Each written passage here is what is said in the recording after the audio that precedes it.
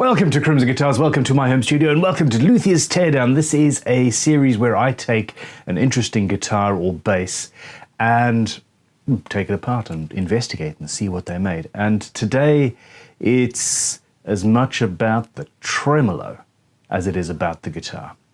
This is a Japanese-made 1987 Washburn G-5V. They are relatively inexpensive guitars. You can get them on the market for £300 or £400 at the moment. But, well, the Japanese, they made very nice guitars. Rock maple neck, apparently solid mahogany body, a good set of pickups. It sounds great, although it could do with some fretwork in the setup, which we're going to get to today. This tremolo system, I love it for two reasons. One, it's an impeccable tremolo system. Two, it is called the Wonderbar, and I said that very carefully. This is the Wonderbar 2001, and it is an epic trem. We don't go through the back, and those of you who have spent much time with guitars will be looking at that going, huh, and you would be right. Burn it.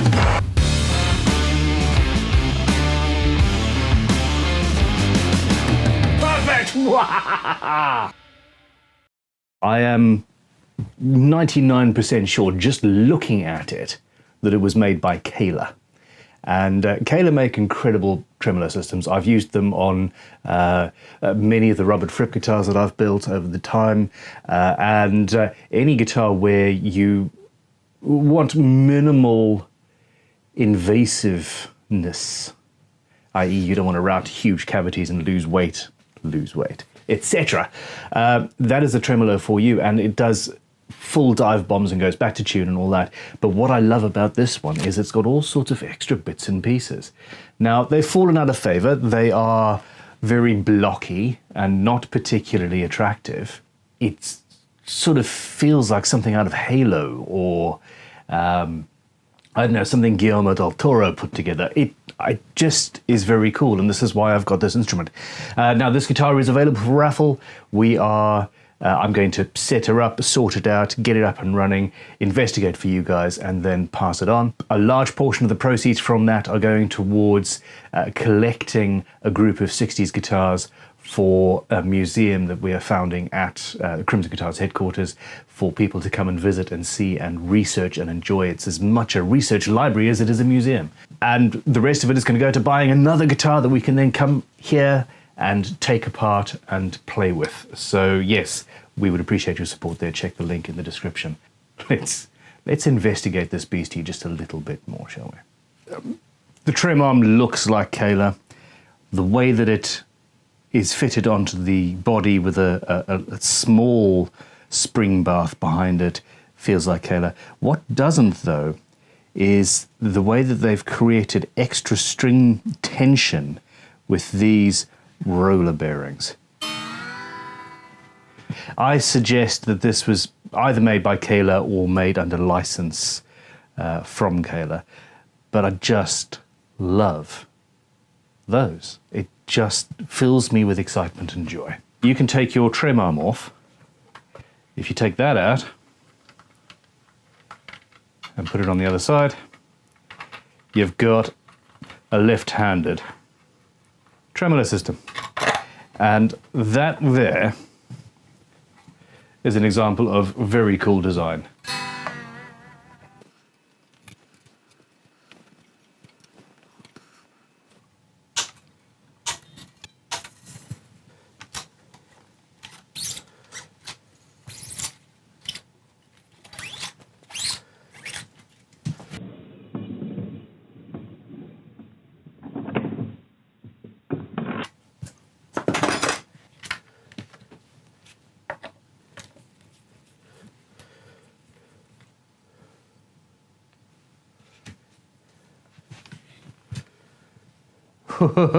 Okay, looky. That is not mahogany. No siree, Jim Bob, it ain't. What did I just say? Let's look at these pickups first.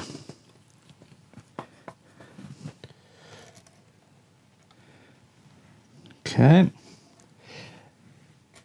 Shielding paint in the cavity, which is good. Or it's there to hide the fact that it's plywood.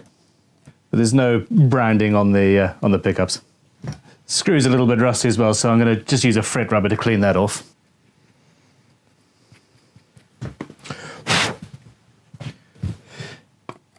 Same on these ones. It was interesting that, or it is interesting to me, that there's actual springs underneath these screws rather than a rubber matty thing to push the pickups up. It's a nice little bit of quality. This pickup looks a little bit like Damatio to me. I just, yeah, I like it.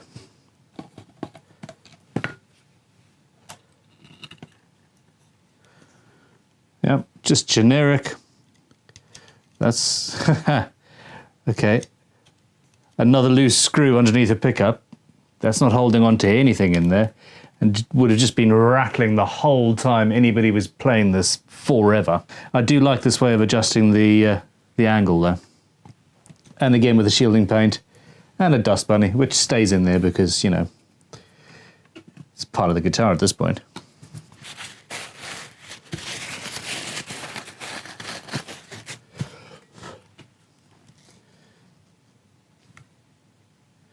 That's not going anywhere. I want to clean these screws as well.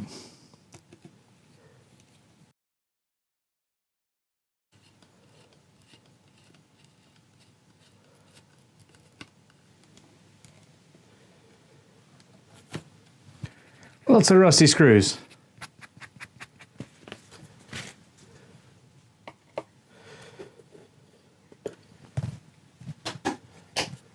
Everything's good, it's all clean. We've got a micro pot. Yeah, there's a small alpha pot, I suppose, something like that. Really good quality switch, actually. And a push-pull switch that I didn't actually know about. So that's all good. And in testing before all this, everything's functioning properly. There's no noise, no nothing. I'm going to hit it with a little bit of Servosol switch cleaner and move on.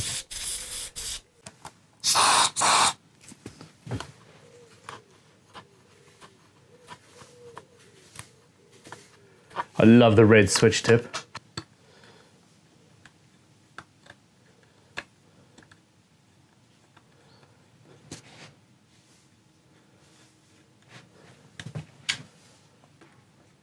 So how far that's sticking out is annoying to me. I'm going to have to put another nut behind it just to do that. This jack plate is the cheapest feeling thing on the whole build so far, apart from the bodywood. Although nowadays plywood is pretty pricey, so yeah.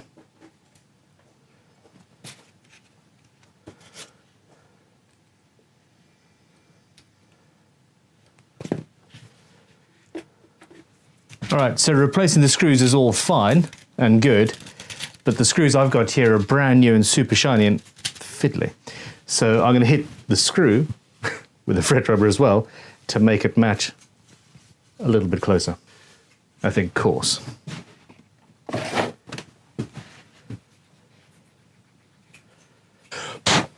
Of course, the holes were a little bit too big, so yeah, toothpick, cocktail stick, and I'm using fret end pullers just to cut them flush.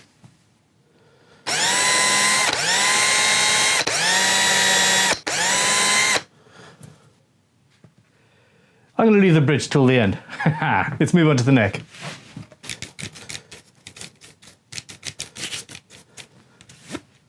This would actually be easier if it was on a guitar.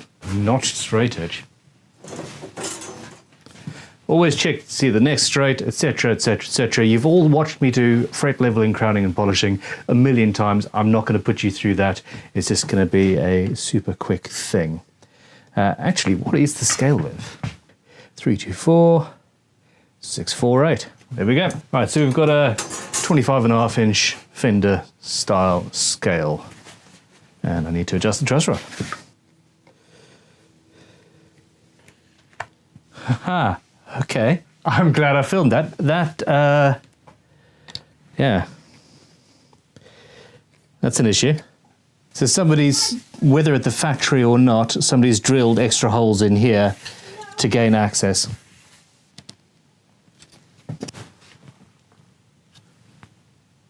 Nice and straight. With the neck straight, it's on to Fret Rocker. And this is just to give me, that's rocking, so that's high, or one of them is low.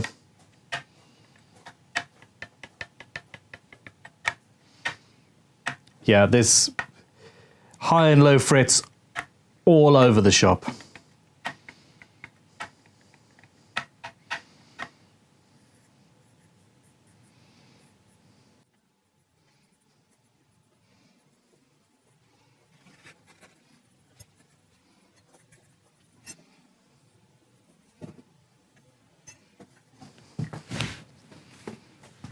I don't want to knock the nut out. I could damage the varnish, etc. around the edge.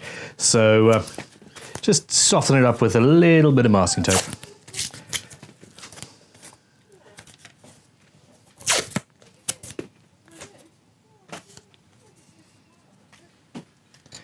Gently does it.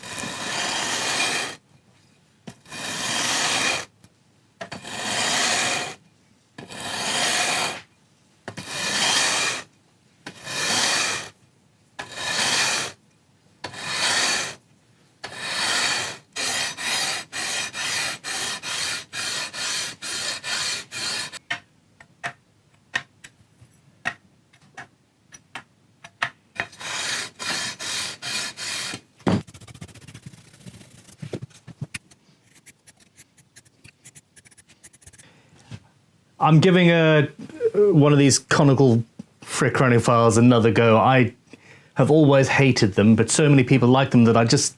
It's fine. Pushing boundaries, experimenting. We're good. Puppy! Oh, puppy. Oh, hello, it's a puppy.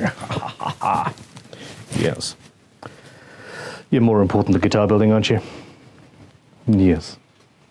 Sorry, guys. Bye.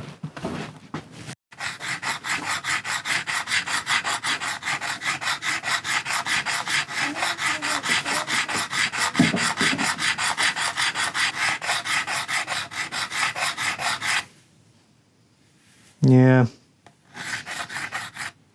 If it's the right size, it works all right. Until you get too low and you end up hitting the fretboard, or go too far and end up taking the edge off. There's a definite knack to using this file. I don't like this, but I do see why people do. Yeah, anyway. Half of the frets were too short, so I had to, instead of just go down and it be centered, I had to essentially use it like a one-sided file and push to the side to then do it without touching the top. It's just so much easier to use a traditional crowning file, which I had to actually use for a couple. But anyway, it's fine. You're allowed to have your own opinions. They're just wrong.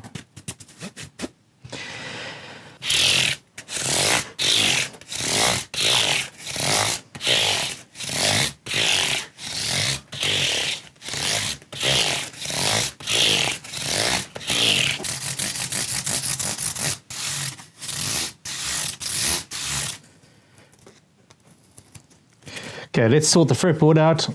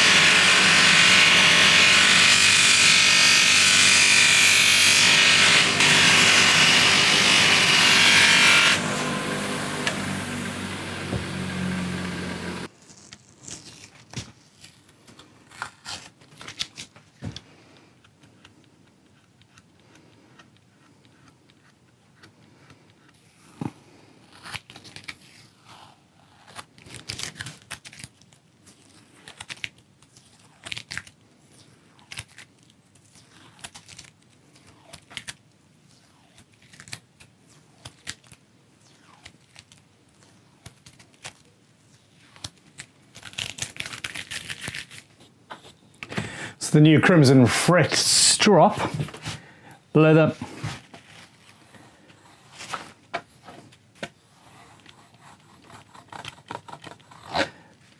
Now the masking tape is out of the way, I can get right up into the corners of the ends of these frets.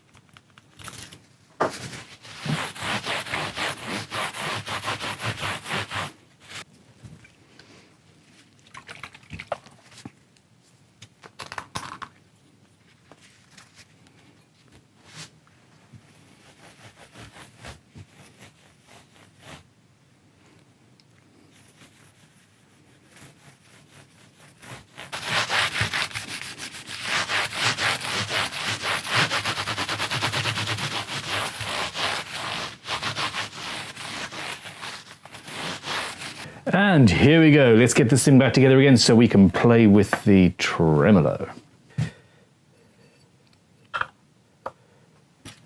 I can't believe that something from '87 is actually now classed as vintage.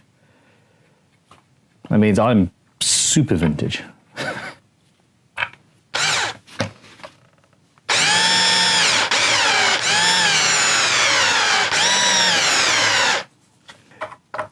I'm getting there. I know where many of my tools are now. Okay, so plywood, all of those holes are a little bit stripped. All luthiers need a collection of cocktail sticks.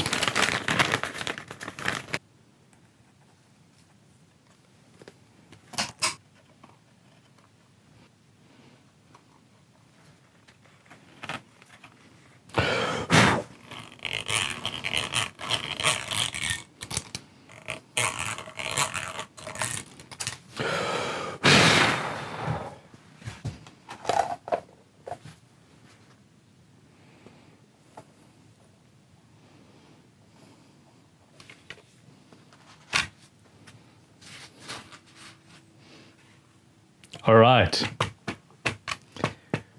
let's open this up. Since I started this video a couple of days ago, Bear, who is currently editing it, found an advert for the original tremolo. And while they are inspired by various ideas from Kayla, I don't think it was actually made by Kayla, although, again, this is so close. But anyway, I think we're going to find some interesting things here.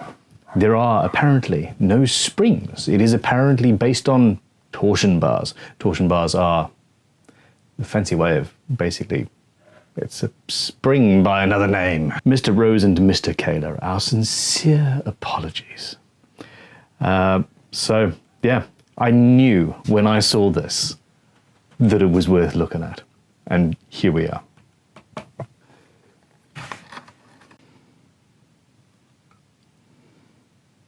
All right.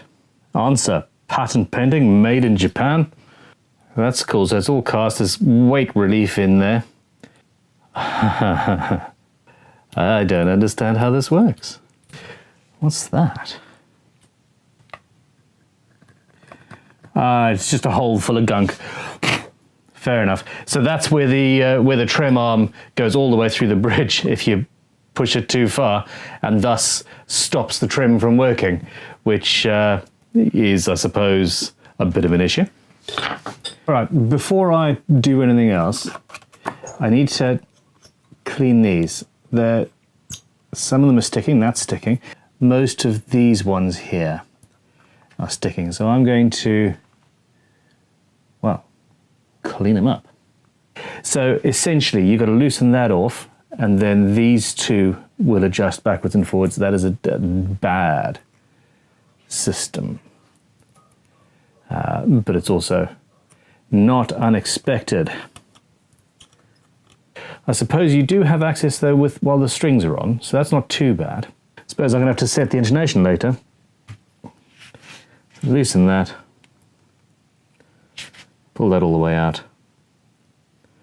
And I'm going to have to unscrew, clean that up.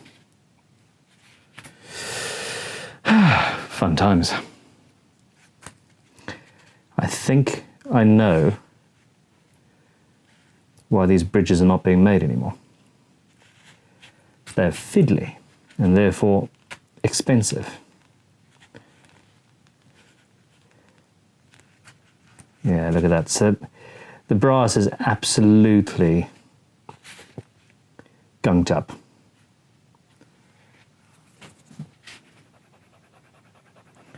Fret rubbers are great.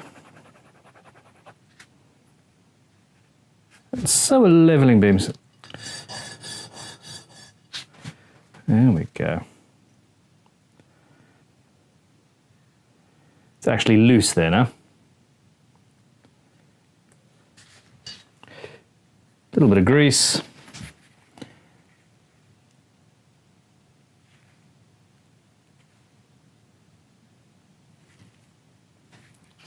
And another toothpick.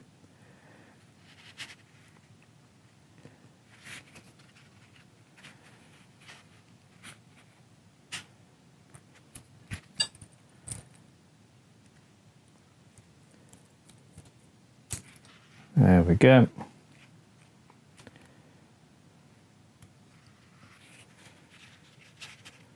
One down. The more I look at this, obviously that was to get me roughly in the place they were before. The more I look at this, the cooler it is. So those are now back locked in place. That is in between the strings, so you do actually have access.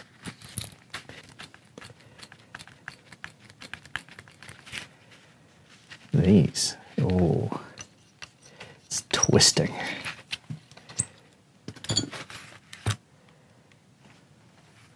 Pushed on, locked in there. This is so complex, so complex.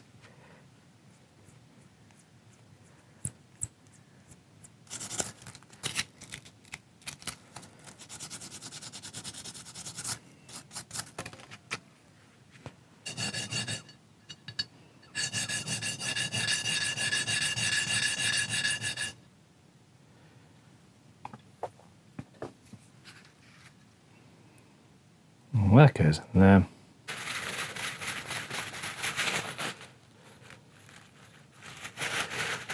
And we have moving parts again. I really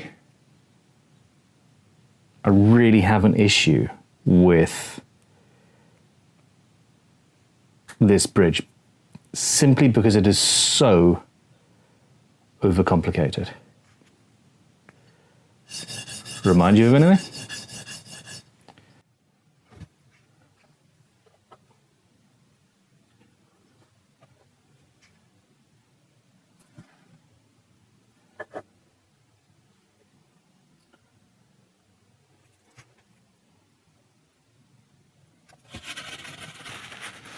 This should keep it going for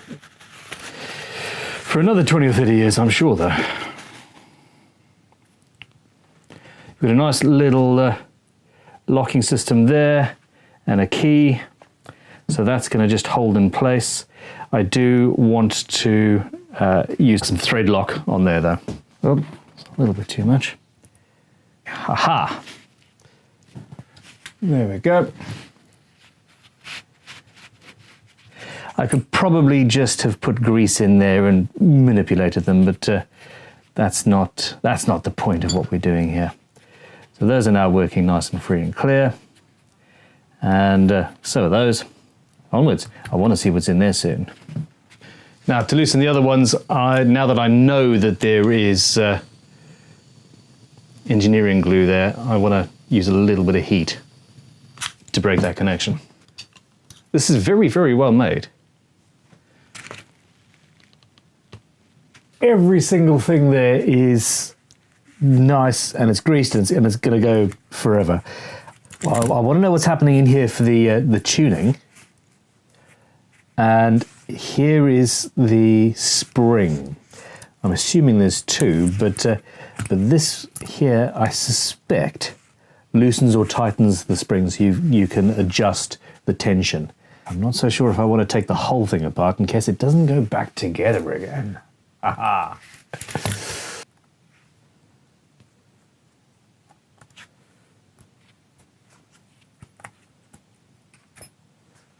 So we don't have a huge amount of fine-tuning here.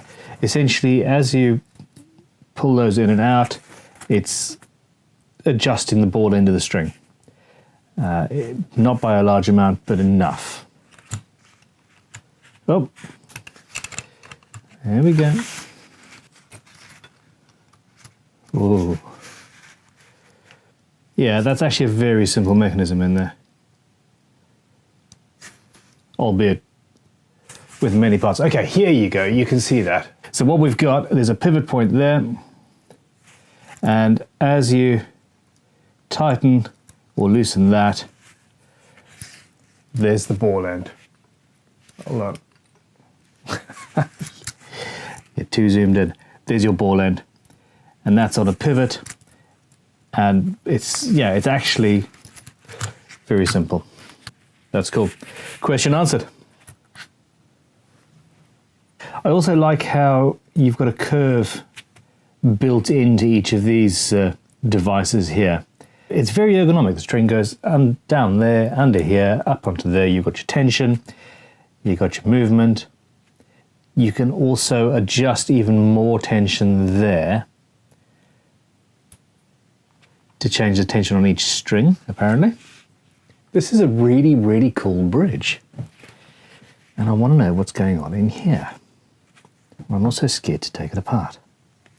I'm leaving it. I don't want to destroy this. If it's anything like the mainspring on a watch or something like that, I could just go in there and absolutely mess things up. And that would be sad, because this is cool. I want to put this back on the guitar and see how we go.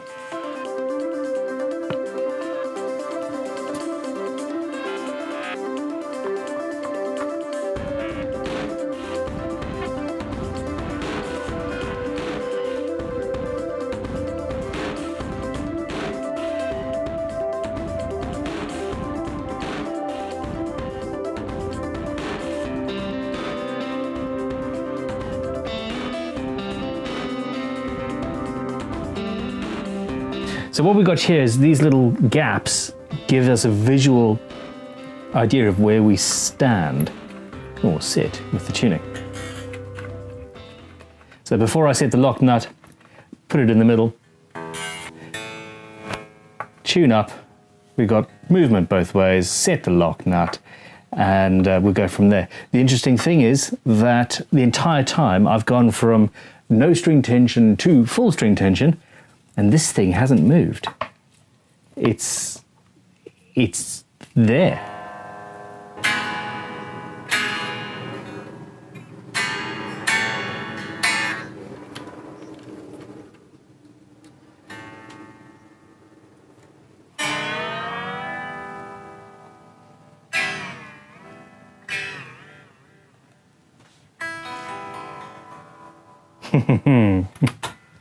Okay. Alrighty, what does this do? Yeah. Now she's floating, I get it put back. We can set it where we want it. Now, I like it all the way back. I don't particularly want it to be utterly floating, but you can set it so it's got a little bit of back pull.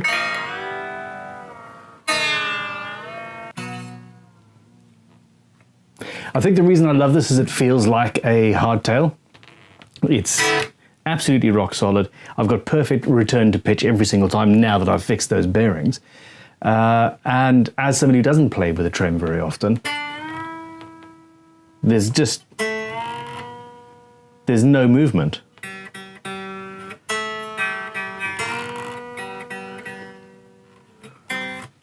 I like. Is this the coolest tremolo system ever devised? I doubt it.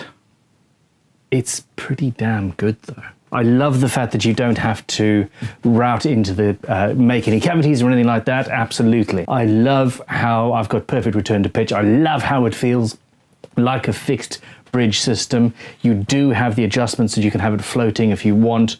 You do have fine tuning that actually works very well and isn't, you know, too hard on the old fingers. It's cool. It is also made up of about 14,500,000 different parts. And adding so many different parts is a recipe for disaster. If a company were going to be making this bridge today, you would be paying £300 or £400 just for this bridge. I would be tempted if it was for sale to buy one. There we go. I think it's a very cool look. This is subjective. What do you think? Let me know in the comments. Do you remember these little grub screws that I thought were for adjusting the height? And that has relaxed the whole thing. This is a cool bridge. This is a very, very cool bridge. So let's release those to go a little bit low.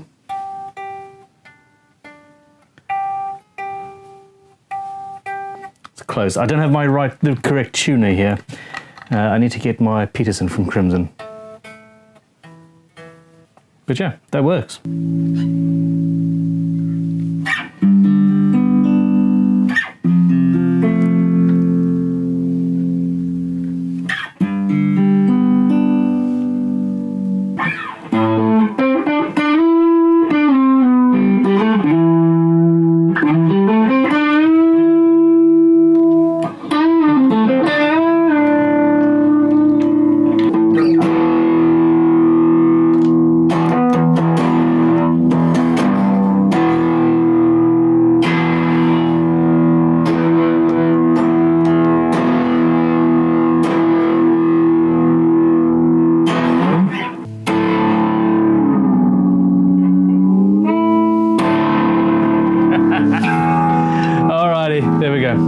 An amazing guitar. This is not a pretty cool one, however, it is. Let's not get into the plywood body versus mahogany or whatever. I mean, we thought this was mahogany. I have seen some very, very incredible guitars made out of plywood. I think the quality of the plywood has as much to do with the quality of the guitar as anything else in that case. This is a fully playable guitar. I haven't had to mess around with the truss rod, which is nice. The trem it's slightly flawed in my opinion. It's not as free as I would like, and I can't see any way to adjust that. You have to put a little bit of heft into it. If you want something that does have a trem, that does go back to tune, that you can use every now and then for little bits, that feels like a solid fixed bridge most of the time, this is the beastie for you. I love the little red switch tip. Yeah, the neck is cool. Grover tuners. Can't complain. I can't complain at all. This guitar could be yours. The raffle is live at the moment. As I said at the beginning of this, a percentage of every single raffle goes towards setting up the museum at Crimson headquarters that we are putting together. I'm very much enjoying that, and you're going to start seeing a large amount of guitars coming through the channel that are destined for display and experience there. You can come along and play them and look at them and actually have hands-on experience with a bunch of interesting, predominantly 60s guitars. The random, sometimes ugly, almost always innovative and interesting. So yeah, there we go. Click like, subscribe, let me know if you enjoy this sort of content, and let me know what you would do if this guitar was yours. I'm still convinced that I'm missing something here, and short of the advert, I haven't been able to find any instructions. So yeah, maybe those exist. Catch you on the flip side. Have a good one. This is from the advert. Torsion bar design keeps you in tune even if you break a string. String bending is finally possible without causing the other strings to go flat. Double roller bridge design produces exceptional sustain and string response. Ball bearing equipped rollers guarantee a smooth action, quick and easy string changing, individual slack adjustment for each string. That's something, yeah. Okay. Stays in tune when the strings are muted at the bridge. Fair enough. No routing required for installation. That's cool. Fine tuners, isolated from the playing area, quick set, arm placement, available in flat archtop, fits a left-handed guitar without.